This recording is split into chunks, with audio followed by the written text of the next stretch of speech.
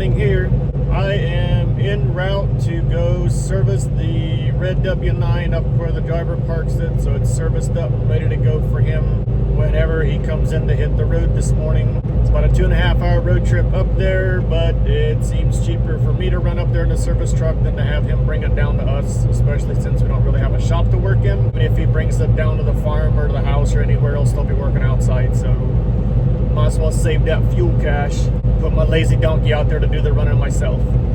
Let's do this thing as soon as I get there. For you guys, it'll be in like 1 second, but when I get there, we'll do this thing. Wow, look at what's sitting over there, all pretty and red and stuff. I love that truck. I like all of them. They all got a special place in my heart, but that W9 has got an extra special place. Let's go change some oil and grease it and adjust some brakes and check some rear end fluids, go over the truck and this and that and the other and get her done. I'll see what I can show. See what our oil's reading on this thing before I drain it out. Oh yeah, it's still reading up high. She does start burning some, all of ours start burning some oil once we get up to being, what, 10,000-ish miles into an oil change, 8, 9, 10,000. They do start burning some, so I think it's just kind of a cat thing.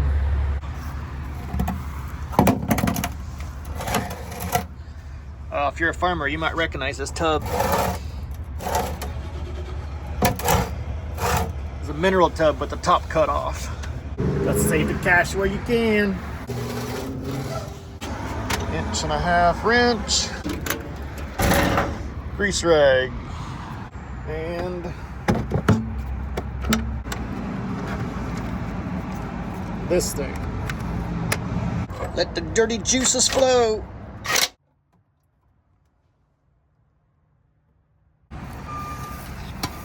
Last cat filter.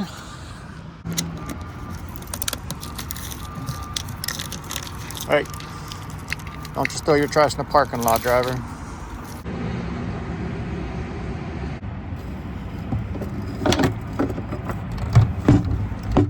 Good save, good save.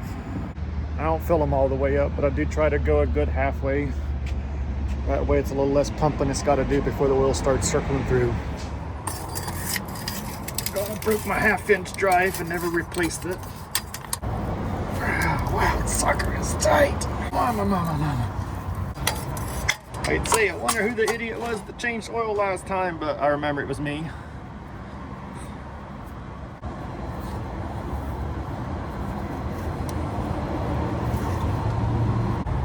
Dang, out with the old and in with the new.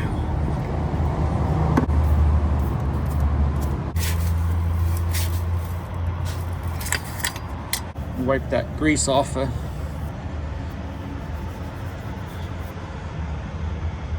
Caterpillar. That just means more money. Put the plug back in her, baby. Always add a gallon of Lucas. They don't make oil like they used to when I was a kid. This stuff is thick as honey. Look at that stuff. Makes you want to grab a piece of toast and just lather it up. Don't try it at home. Hey, truck is serviced and pulling into Tractor Supply. I'm going to stop on the way home and grab that grain wagon. He actually talked me into a different grain wagon from the one that I had looked at and showed in that last video. I'm not attached to either one. It just need something I can put grain in a couple times a year to feed some moo-moos and some oinkers.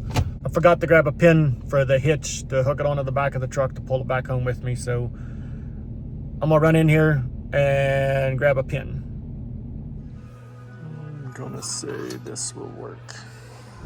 Alright, now on to pick up the grain wagon. See how long it takes me to trail that thing home. It's probably, see, if you were to drive it in a semi, it'd be about a 2-hour run, so dragging that thing, going down back roads to the interstate, more time than that.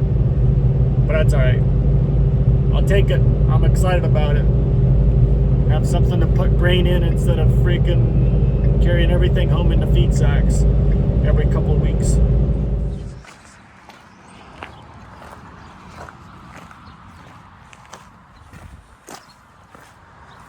I think this one's in better shape than the one I was looking at, to be honest. It's in a lot better shape.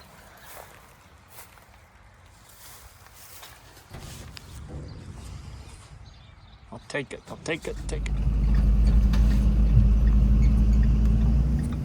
Just pulled up to a Dollar General because I need junk food snacks because it's gonna be a long drive home in this thing. Check this out.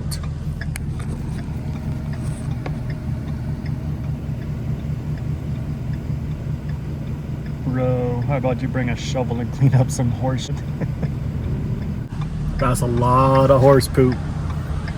That's a lot of horse poop laying there around that horse. Quick update on the wagon. Wagon body itself is in really good shape for what it is. I'm very impressed with the body, but the steering is quite a bit looser than it was on that other one that I had initially looked at that I kind of wanted. I think it's still probably overall a better deal because the box is in excellent shape. I'm excited to have it either way. It's just going home at 30 mile an hour. If I get up to like 35, it's like boom, boom, boom, boom, boom. It's a swinger. This thing is a swinger. I can tighten up some of the steering by replacing a couple of the bolts in it or weld the hole shut a little bit more. I'll figure out a way to jimmy up the steering a little bit. If I can't get it to trail right, we'll just do plan A, which was to buy an old trailer and set the box on a trailer to begin with. But when I seen the wagon, I thought, well, maybe the wagon will work. We're only going to fill it a few times a year, so we'll see. We'll see what we get into. It's still a good deal. It's a really good wagon box. We can sell the wagon itself out from under it if we decide not to use it. It was nice chatting with that old guy. I really like that old man. He's in his low 70s, just farms full-time. Sounds like he's just farmed full-time for a while now. He's one of them wise old people that you can tell has so much wisdom and knowledge within himself that the rest of the world will never get to see. He's just a very genuine, good-hearted, good-natured old country guy. I find those guys inspiring. It'll be dark by the time I get home, but I'll try to do a walk around in the morning to show a couple things on the wagon that I can probably do to tighten up the steering. If I so decide to, I probably will because it is pretty wobbly back there. I don't want to drive 30 mile an hour everywhere I go with it. That'll be a long life up here on the wagon. Now I'm just talking on crap I gotta edit out.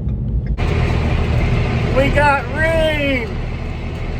Woo, boy, that camera shakes in this daggone tractor. A little late in the year for us for the moisture, or to make the grass grow for this year, but at least we got it to stock up for next year. Had some calves crawl through the fence over into the neighbor's yard, so I gotta take the tractor, I'm in the tractor to go get some panels and set up down the valley where a post pulled out to do a temporary band-aid on that until I get back in town after the weekend and fix it up properly. Come up with a solution to hold the post down into the ground, so probably gonna end up burying a T or something there to make it stay down. That's what's up.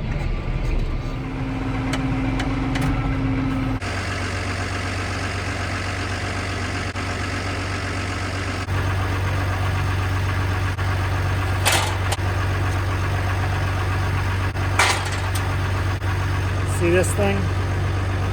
See how it's broke up and cracked up?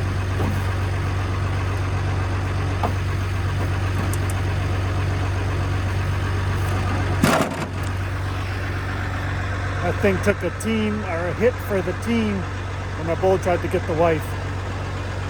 As she dropped the grain bucket in front of him, he smashed that thing up instead of her. That's pretty close.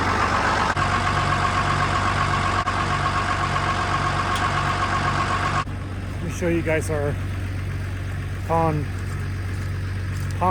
watering hole for the weaning calves when we leave them in the corral usually. Let me show you our pond. Look at all that water down in there. This time of the year it'd be 4 or 5 feet of water in. Basically have the fence going through a quarter or third of the pond be inside the corral so they can have access to water. Bone dry this year. Needless to say, once we do go weaning the calves, that I promised we would do a couple videos ago and haven't got there yet, we'll be hauling water in to give them something to drink for a few weeks until they forget about their mom and can go out on the other pasture.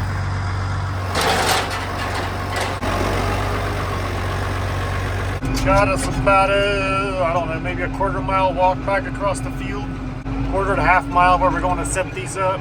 I hate wasting my time temporarily fixing stuff like this, but sometimes you just don't have time to do it right at the time. So it's just gonna have to be patched until hopefully Monday. I won't be here all this weekend, but I'll be back here Sunday at the latest. So hopefully Monday I can get out here and figure out a solution to fix it correctly and permanently, so we get the corral gates down there in the corral to get ready to bring those daggone calves in for like a month now. I think they're disappointed to see me head back that way.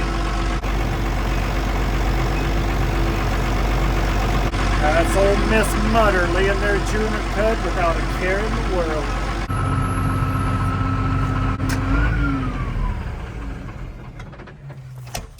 Tension of it just pulled that post out of the ground. Yep.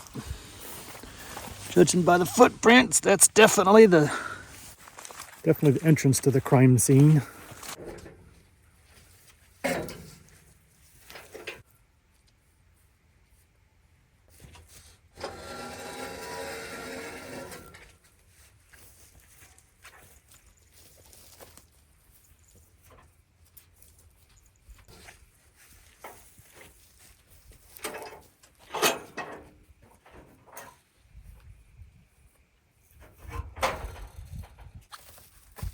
Farmer's best friend.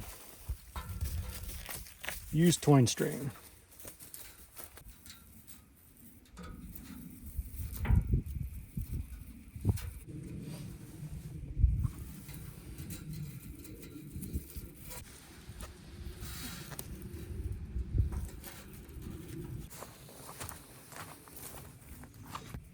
You know, whenever I gotta come out and fix fence, I always remember back in the day before I had a family, how I used to drive by these old farms and see these guys out there working on fence, doing cattle stuff, and just make me homesick.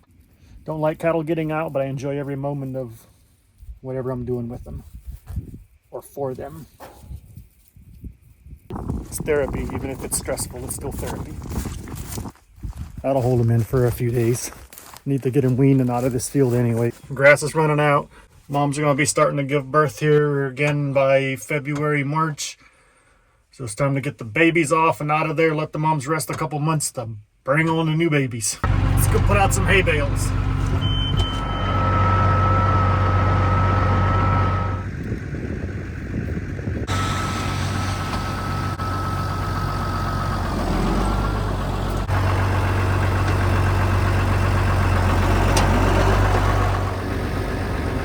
Only feeding them 2 bales at a time right now because those 2 bales are lasting them about a week. It's only my second time putting them out, but last Saturday I believe it was, I put out 2 bales. It's the first 2, and now they have they just now cleaned up most of them. They ain't very hungry, but I'll keep putting a little bit out, spares a little bit of grass, gets them used to coming back in the corral, and make catching them a little easier. We're weaning off the calves here in the near future. My goal is to wean them in the 1st of October, but it's here toward the end of November, so I ain't reaching my goals this year.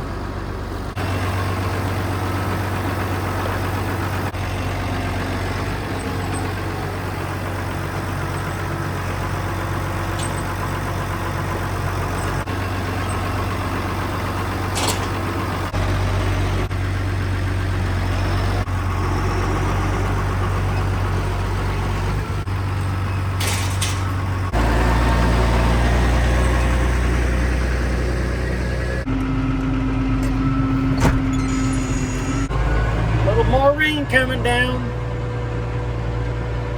I love it.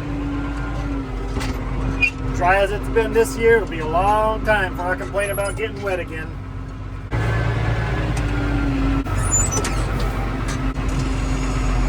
Let's go put some bales out for the yearlings and the horses. Look at that. Got a little bit of sleet in it now. See them cows not paying one lick of attention to the sleet and the cold coming down. They got their winter coats on, they ready for it.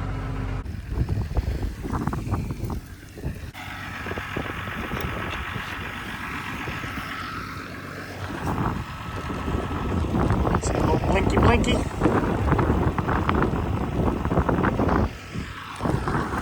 The deterrent juices are flowing.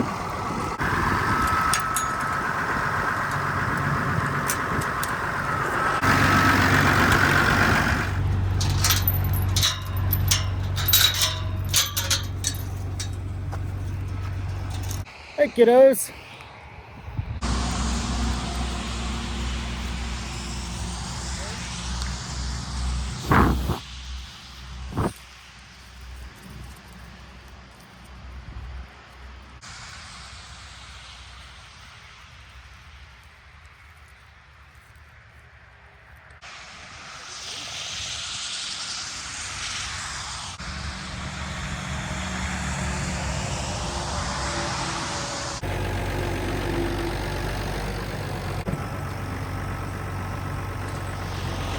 Clearly they're not very hungry, but at least they have the option for it if they want it.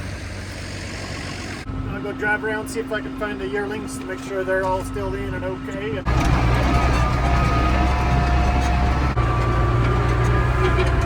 Hey, they've been found. Hey little buddies. Look at that fat little booty.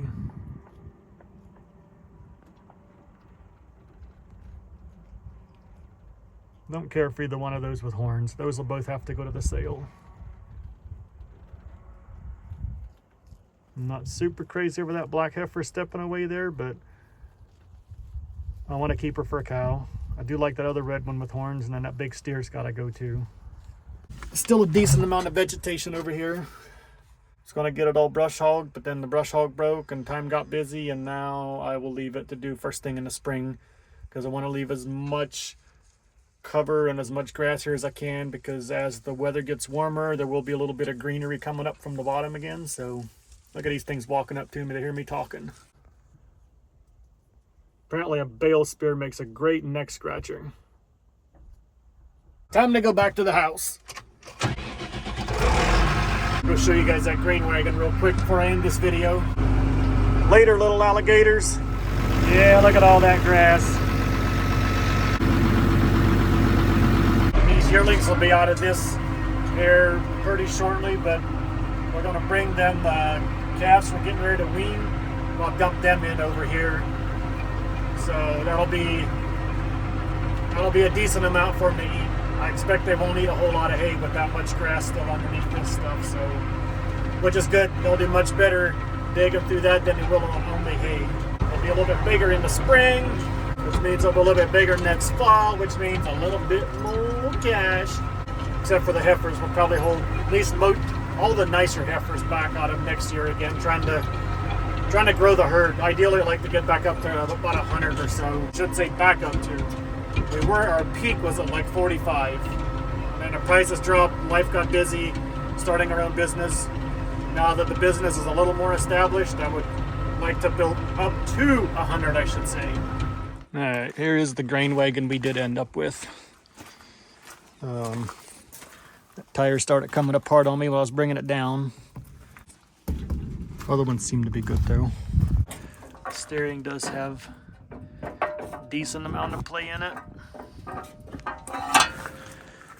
Hoping I can put a new bolt in here and clamp that down, or put some wedges or something in the side to tighten that up, and then replace this one right down through there.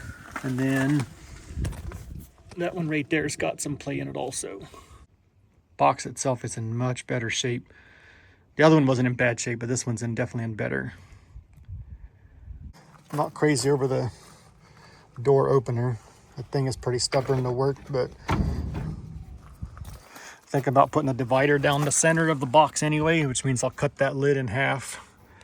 I'd be splitting the opener and putting an extra track in so I can do pig feet on one side and cow on the other, a horse on the other. Overall, I'm very happy with it. I think I'll do as well. All right, chickens, it's not feeding time yet, and I ain't got no scraps. Uh-oh. Hey, little buddy. Hey, little buddy.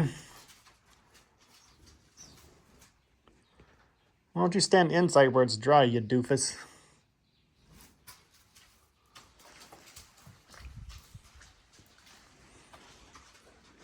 Hello, bottle baby. I'm gonna go fill the calf's hay feeder up.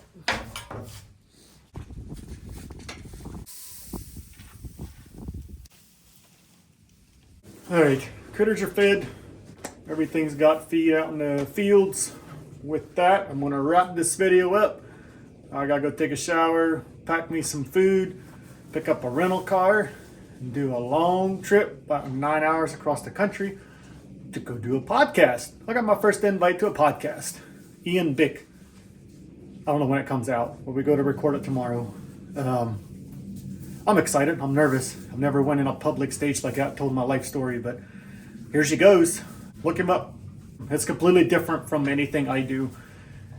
His podcast is, most of the people he has on is law enforcement or criminals that have been to prison, tell them their stories. I do have the working with death row inmates for Tennessee background experience, so I'm not exactly sure what he's expecting. Maybe he just wants to know how you go from being Amish to being a CO for death row inmates. I don't know that either, but we're gonna dig into it. With that, wrapping it up. Hope you enjoyed the video. Appreciate you watching all the way to the end. If you're seeing this, it means you made it all the way to the end. Merry Christmas. See you on the next one.